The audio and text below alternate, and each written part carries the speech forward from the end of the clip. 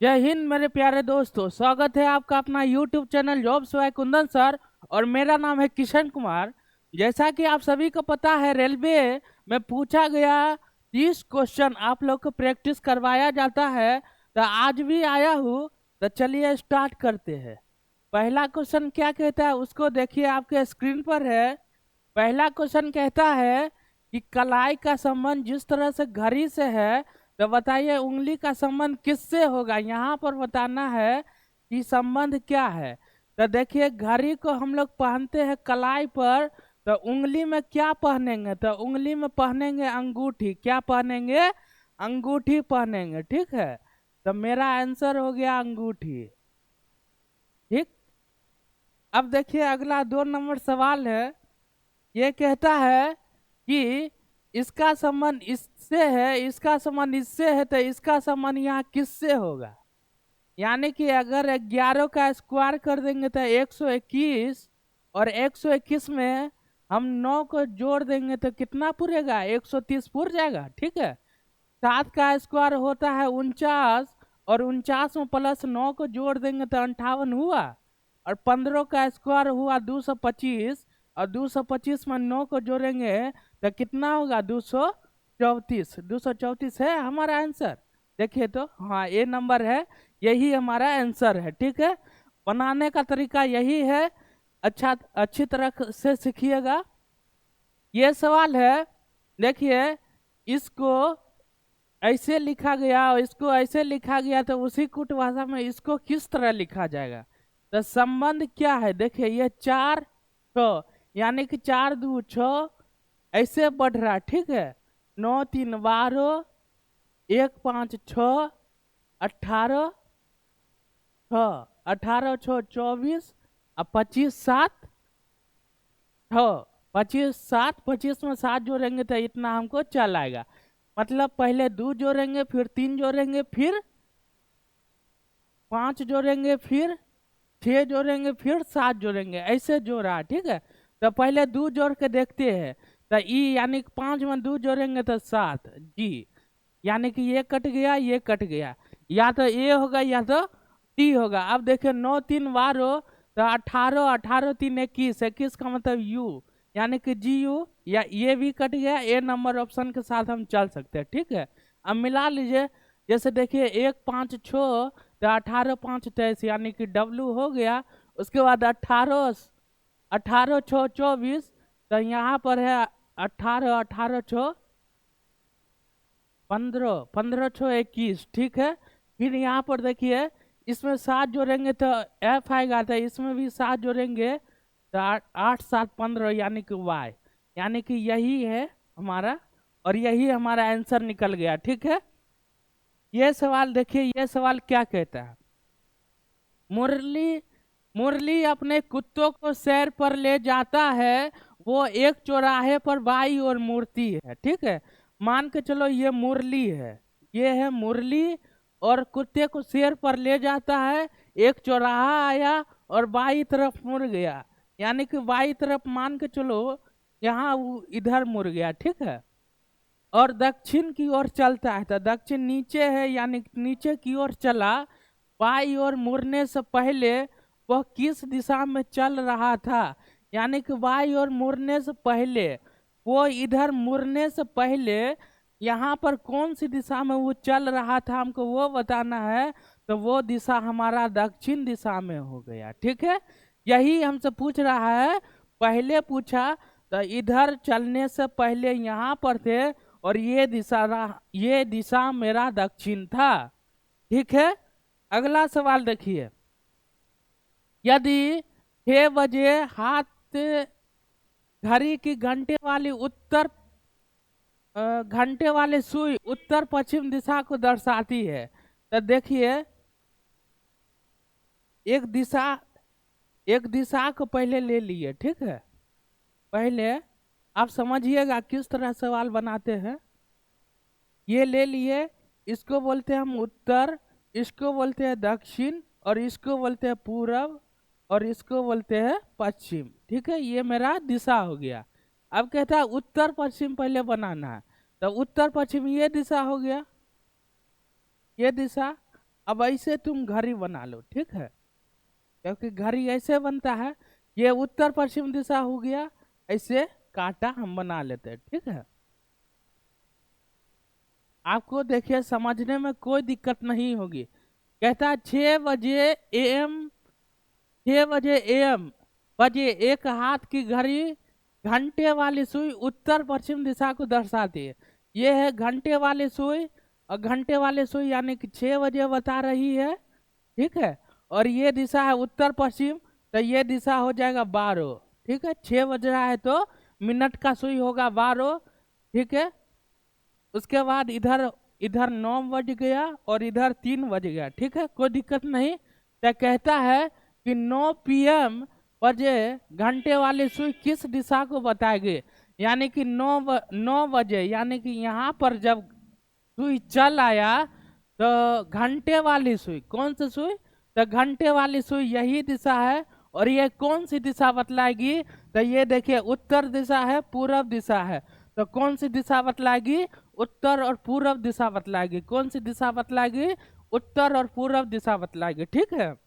इस तरह सवाल बनाइएगा, बनाइएगा, पहले सीखिएगा, उसके बाद ये सवाल देखिए, y का बेटा है x, y का बेटा है x, बेटा नीचे और बेटा है प्लस, कौन है x, ठीक है। और z की पत्नी है y, y पत्नी है तो माइनस, और किसकी पत्नी है, z की पत्नी है, ये पत्नी है तो ये पति हो जाएगा, ठीक है। और z का पिता है w, z का पिता कौन हो जाएगा, w, ये w है, ठीक है। उसके बाद कहता है w का कौन लगेगा y, तो w का y कौन लगेगा, ये संबंध, यानी कि बेटा और बेटा के कन्या यानी पुतौ लगेगी, कौन लगेगी, बहू, यानी कि पुतौ, इसी को बोलते हैं, ठीक है। तो w का y कौन लगेगी, बहू यानी कि पुतौ, ठीक है। ये सवाल देखिए, ये सवाल तो बहुत आसान है। p का अर्थ इतना है, सबसे पहले भाग को खोजिए, t का अर्थ है भाग, तो t कहाँ पर, यहाँ पर है, यानी कि इसका मतलब भाग है, तो 5 7 35, ये 7 बार में चला गया। p का अर्थ है गुना, ये p है, इसका मतलब गुना है, गुना 6, तो 7 6 का 42, ये 42 हो गया। उसके बाद देखिए, उसके बाद कहता है s का मतलब है माइनस, और r का अर्थ है प्लस, तो -4 और +3, पहले जोड़ेंगे तो 42 और 3 45, और 45 और 4 जाएगा तो 41, कौन सा ऑप्शन में है, 3 नंबर में 41, ठीक है।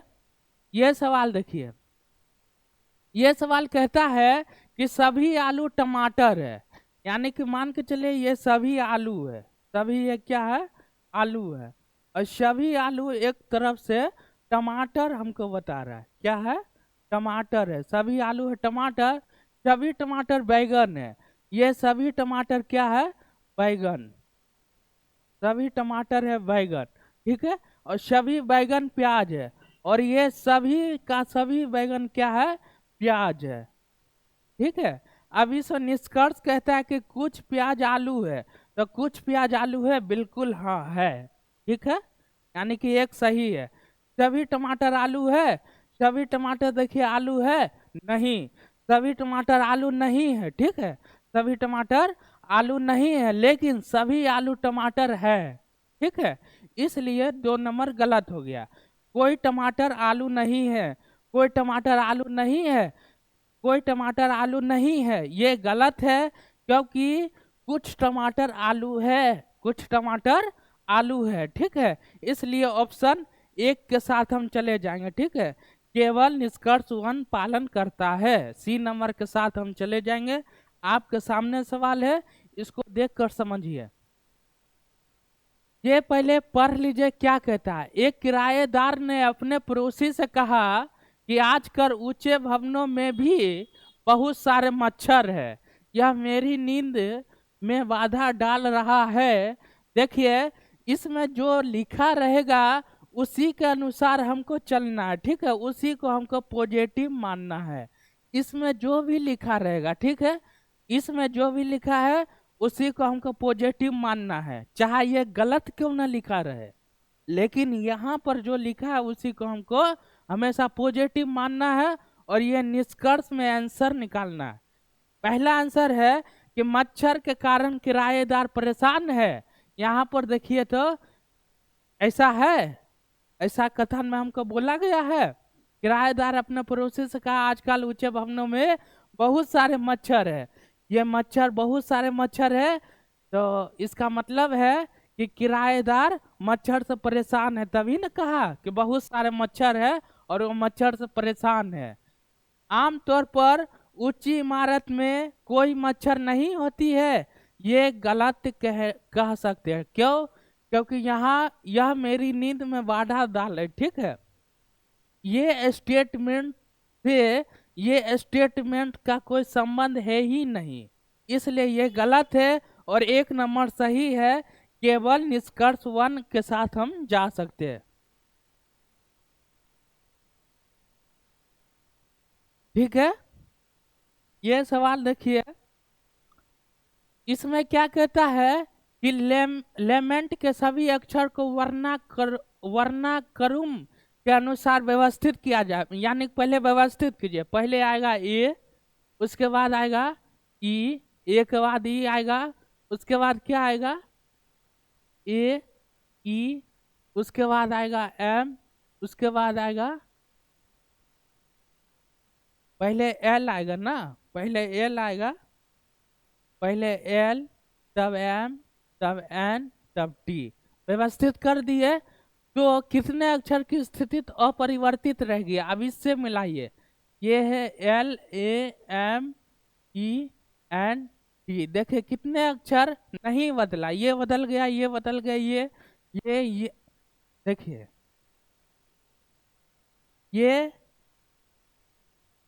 ये अक्षर एन है तो यहाँ भी एन है, टी है तो यहाँ भी टी है, यानी कि एन और टी नहीं बदला, यानी कि 2 अक्षर अपरिवर्तित है। ठीक है, यही पूछ रहा है कितने अक्षर अपरिवर्तित है।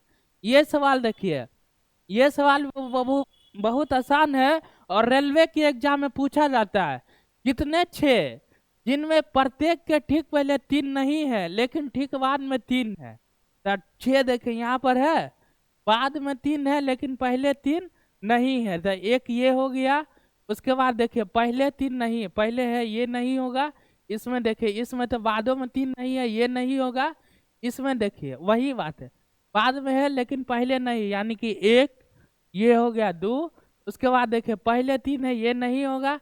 यहाँ देखिए यहाँ पर 3 बाद में नहीं है, ये नहीं होगा। ये देखिए इसमें पहले 3 है, ये नहीं होगा।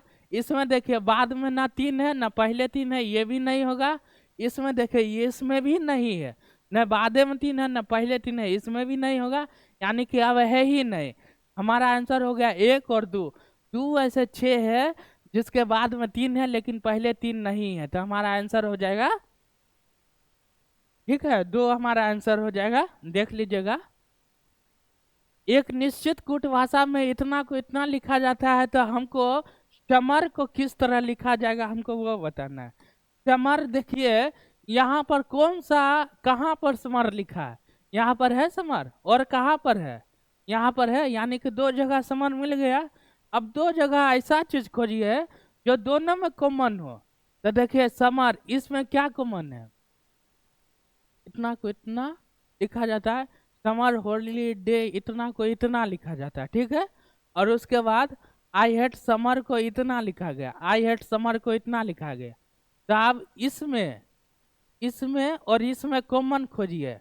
देखिए इसमें क्या कॉमन है, एन जे कॉमन यहाँ है यहाँ पर, यानी कि एन जे एगो हम ले सकते हैं, ठीक है, एन जे। उसके बाद न एस एफ है, न यहाँ पर एस एफ है, न आई ओ है, न आई ओ है।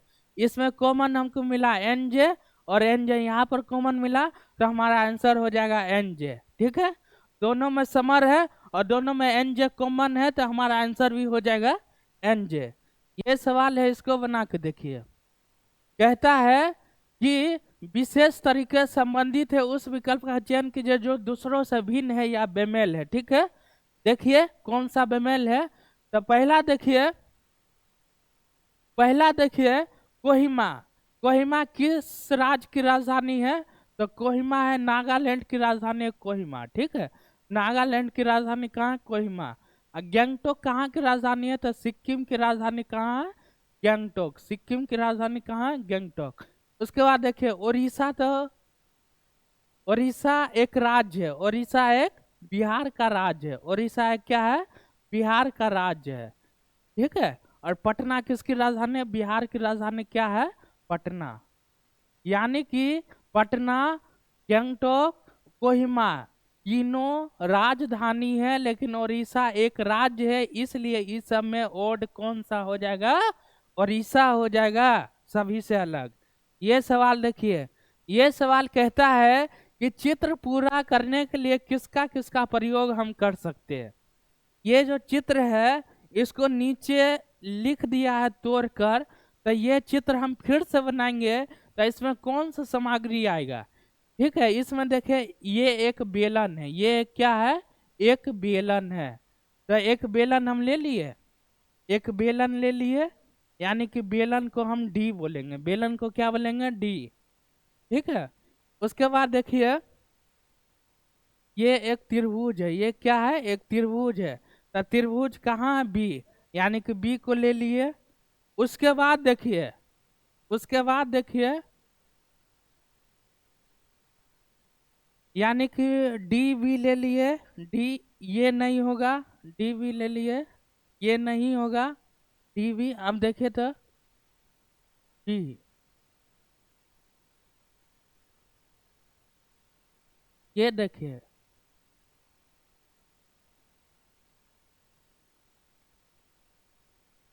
पंचभुज यहाँ पर मिला। ये कौन सी है? पंचभुज ये है, ठीक है, ये है पंचभुज। यानी कि पंचभुज ये है, यानी कि सी ले सकते हैं, ठीक है। डी बी सी अगर लेंगे तो हमारा ये चित्र कंप्लीट होगा। डी बी सी यानी कि डी नंबर ऑप्शन को लेंगे तो हमारा ये चित्र कंप्लीट हो जाएगा, पूरा बन जाएगा, ठीक है।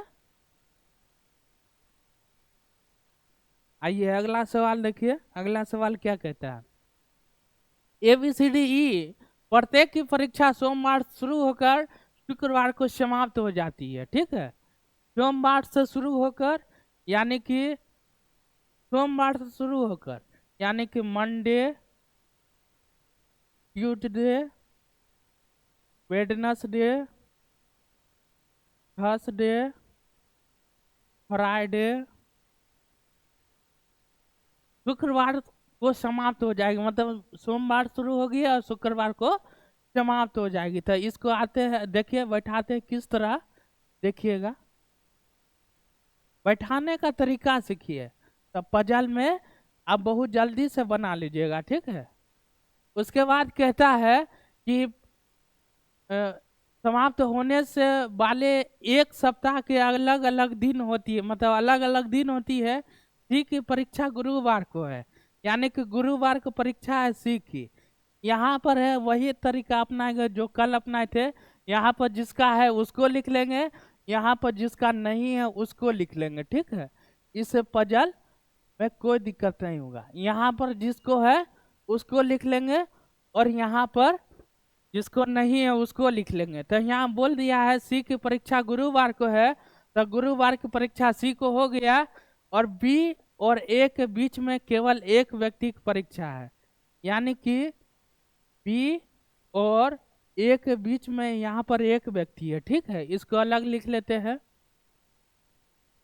बी की परीक्षा डी की परीक्षा से ठीक एक दिन पहले है। बी की परीक्षा डी की परीक्षा से ठीक एक दिन पहले है, यानी कि यहाँ पर डी होना चाहिए। डी से एक दिन पहले बी की परीक्षा है, तो बुधवार को किसकी परीक्षा है? ठीक है, अब आइए देखते हैं बैठा कर। अगर मान के चलिए यहाँ पर ले लिए बी, डी और यहाँ पर ए, कोई दिक्कत? डी की परीक्षा से ठीक एक दिन पहले है बी की परीक्षा, और बी और ए के बीच में केवल एक व्यक्ति है, बी और बी के ए के बीच में केवल एक व्यक्ति है, ठीक है। अब कौन बच गया है? ई बच गया है, तो ई को यहाँ पर लिख देंगे, क्योंकि ये हमारा सटीक बैठ गया है और यहाँ पर किसी के बारे में चर्चा नहीं है, तो इसको छोड़ दीजिए, ठीक है। अब यहाँ से देखिए बुधवार को किसकी परीक्षा है? तो बुधवार को यानी कि एक की परीक्षा है। किसकी परीक्षा है? एक की परीक्षा है। पजल बहुत आसानी से आप लोग बना लीजिएगा, ठीक है। ये सवाल देखिए, ये सब दे दिया है डायग्राम, और पूछता है ऐसे कितने पुरुष प्रवक्ता है जो पात्र नहीं है, जो पात्र नहीं है। लेक्चर को ही बोलते हैं प्रवक्ता, लेक्चर को ही क्या बोलते हैं? प्रवक्ता। मेल्स को क्या बोलते हैं? पुरुष। मेल्स को क्या बोलते हैं? पुरुष। उसके बाद इलिजिबल को बोलते हैं पात्र, इलिजिबल को क्या बोलते हैं? पात्र। सभी को हिंदी में लिख दिए हैं। तो ऐसे कितने पुरुष, तो ऐसे कितने पुरुष, ये जो प्रवक्ता है मतलब लेक्चर भी है, जो पात्र नहीं है, यानी कि ये वाला इसको काट देना है, ये मतलब पात्र, ये जहां भी आएगा इसको कट कर देना है, ठीक है। तो देखिए, यानी कि अगर 4 को लेते हैं तो 4 में पुरुष भी आ जाएगा, 4 पुरुष में भी चल जाता है, और 4 जो है लेक्चर में भी आ जाता है, यानी कि प्रवक्ता में भी आ जाता है, लेकिन पात्र में नहीं आता है। इसलिए हमारा आंसर 4 होगा, ठीक है। ये हमारा आंसर है, ये हम पढ़ा चुके हैं। ये सवाल देखिए, इसमें कहता है कितने समकोण त्रिभुज है। समकोण त्रिभुज जो हमेशा 90 डिग्री पर कट करता है उसी को हम बोलते हैं समकोण त्रिभुज। तो देखिए, अगर मान के चलिए ये बॉक्स को अगर अलग अलग खोले तो देखिए ऐसे ये समकोण त्रिभुज है। इसको एक तरफ इधर खोल दिए, फिर देखिए इसको ऐसे खोल कर लिख दिए, इसको ऐसे खोल कर लिख दिए, तो ये 2 समकोण त्रिभुज हो गया। यहाँ पर देखिए, अगर नहीं समझ पा रहे थे यहाँ पर ऐसे अगर करेंगे हम तो ये एक समकोण त्रिभुज है। अगर ऐसे इसको करेंगे तो ये 2 समकोण त्रिभुज है, ठीक है। अगर ऐसे करेंगे तो एक समकोण त्रिभुज नीचे, अगर ऐसे करेंगे तो एक समकोण त्रिभुज ऊपर, ठीक है, कोई दिक्कत नहीं। ओके, अगर इस तरह से भी करेंगे देखिए तो एक समकोण त्रिभुज इधर, और ऐसे करेंगे तो एक समकोण त्रिभुज इधर, यानी कि 1 2, एक समकोण त्रिभुज ये, और एक समकोण त्रिभुज ये, एक समकोण त्रिभुज ये, और ये एक समकोण त्रिभुज ये, यानी कि टोटल कितना समकोण त्रिभुज है? 4 समकोण त्रिभुज है, ठीक है। टोटल कितना है? 4। क्योंकि देखिए इसको खोल कर अलग अलग किए थे, 1 2 मिल गया। फिर ऐसे अगर खोल के अलग करेंगे ऐसे, तो देखिए एक ऐसे खुलेगा और एक ऐसे खुलेगा, तो 1 2 3 4, टोटल कितना समकोण त्रिभुज है? 4। हमारा आंसर हो जाएगा 4। और समकोण त्रिभुज हमेशा 90 डिग्री पर काटती है, वही समकोण त्रिभुज हुआ, ठीक है। ये देखिए 2016 में 52 सप्ताह और पी दिन थे, तो पी का मान ज्ञात कीजिए। क्या बोला है? पी का मान ज्ञात करिए। तो 2016 कौन सा ईयर है? 2016 है लीप ईयर। कौन सा ईयर? Leap year. यानी कि लीप ईयर में हमें एक चीज पता है कि लीप ईयर में 366 दिन होते हैं। कितना दिन होते हैं? 366 दिन। लेकिन 52 सप्ताह, तो 52 और सप्ताह में होता है 7 दिन। तो 7 दूनी 14, 4 हासिल 1, 7 5 35, 1 36, 334 दिन। यानी कि 52 सप्ताह का मतलब 334 दिन, और लीप ईयर है तो 366 दिन, यानी कि एक्स्ट्रा बच रहा है 2 दिन, और 2 दिन का ही मान हमको पूछ रहा है, ठीक है। 52 सप्ताह तो ये हो गया, और पी दिन का मतलब पी बराबर कितना दिन? 2 दिन। उसके बाद ना 366 पूर जाएगा, और 366 2016 में लीप ईयर है, तो पी का मान कितना है? 2 दिन है, ठीक है। पी का मान कितना है? 2 दिन है। ये सवाल है, इसको बना के देखिए। लीप ईयर में कितने विषम दिन होते हैं? तो ये लीप ईयर में 2 विषम दिन होते हैं। इसको याद लेकर चलिएगा, ठीक है। जैसे उदाहरण के लिए समझिए, उदाहरण आप लोग को एक बता देते हैं, उदाहरण एक बता दे। मान के चलिए लीप ईयर में कितने विषम दिन होते हैं? 2। कैसे? जैसे मान के चलिए 30 दिन हम लिए, 30 में अगर 7 से भाग दिए तो इसमें कितना दिन बचा? 2। ये लीप ईयर कहलाएगा, ठीक है। लीप ईयर ये नहीं कहला। लीप ईयर का मतलब है जो 4 से पूरी पूरी तरह से भाग हो जाए उसे क्या कहते हैं? Leap year. जो 4 से पूरी तरह भाग हो, 4 से पूरी तरह भाग हो, उसे हम क्या कहेंगे? उसे हम कहेंगे लीप ईयर। उसे हम कहेंगे लीप ईयर। उसे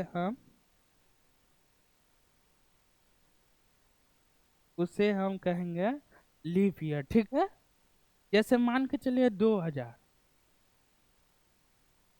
को छोड़िए। जैसे मान के चलिए 4, इसको 4 से पूरी तरह भाग दे दिए तो पूरा कट गया। 8, 4 से पूरी तरह भाग दे दिए तो पूरा कट गया। 12, 4 से पूरी तरह भाग दे दिए तो पूरा कट गया। यानी कि इसी को बोलेंगे लीप ईयर, ठीक है। और लीप ईयर में विषम दिनों की संख्या होती है। विषम दिनों की संख्या कितनी होती है? 2। विषम दिनों की संख्या कितनी होती है? 2। यह सवाल है कि वही कथन वाला सवाल है। सभी पलंग चारपाई है, देखिए ये है सभी पलंग, सभी पलंग, ये चारपाई है। क्या है? चारपाई है, ठीक है। उसके बाद है सभी सोफा पलंग है। सभी सोफा, ये है सभी सोफा, और सभी सोफा क्या है? पलंग है। सभी सोफा पलंग है और सभी पलंग है चारपाई। सभी पलंग है चारपाई। ये चित्र बन गया है, मतलब ये दोनों चित्र सेम है, ठीक है। आप कहीं से भी आंसर निकाल सकते हैं। निष्कर्ष देखिए, सभी सोफा चारपाई है। सभी सोफा चारपाई है, बिल्कुल सही है, ठीक है। क्योंकि सोफा अंदर है, चारपाई बाहर है, सभी सोफा चारपाई है। कुछ पलंग सोफा है, कुछ पलंग सोफा है, बिल्कुल सही है। कुछ पलंग सोफा है, कुछ पलंग सोफा है। यानी कि दोनों का दोनों कह सकते हैं। निष्कर्ष 1 और 2 दोनों पालन करते हैं। सी नंबर आंसर हमारा हो गया, ठीक है। आशा करता हूँ आज का क्लास आप लोग को बहुत अच्छा लगा होगा। अच्छा लगा है तो लाइक कीजिएगा, शेयर कीजिएगा, सब्सक्राइब कीजिएगा, अपने दोस्तों को बताएगा कि कंपटीशन का क्लास यहाँ पर चलाया जा रहा है, वो भी बेहतरीन टीचर के साथ, ठीक है। तो मिलते हैं फिर अगले क्लास में। और हम लोग का एक महत्वपूर्ण टॉपिक पर शॉर्ट वीडियो आएगा, तो उसको भी देखना नहीं भूले, ठीक है। जय हिंद, जय भारत।